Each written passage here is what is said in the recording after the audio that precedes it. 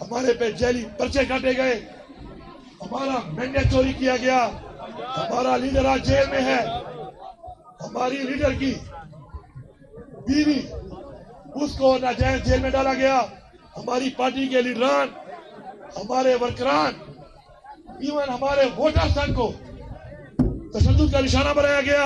ہم پرامن طریقے سے جا رہے تھے، پرامن بات کر رہے تھے، تو آخر ہمارے راستے میں یہ رکاوٹیں ڈال کر ہمارے اوپر ہر طرح کا تشدد، ایون کہ گولیاں کیوں برسائی گئی۔ پہلا سوال ہمارا یہ ہے کہ ہم پاکستانی نہیں ہیں؟ یہ دھرنا ایک تحریک ہے، یہ جاری ہے، ہر طرح سے جاری ہے۔ آپ لوگوں کو گولیاں مار کے وہاں پہ گرفتار کر کے نہیں چھوڑو گے تو لوگ ایک اور طریقے سے آئیں گے، لیکن جو پہنچ سکتا ہے وہ انشاءاللہ اس تحریک کو اتنا چلاتے رہیں گے، اور خان صاحب کی کال تک یہ دھرنا جاری رہے گا۔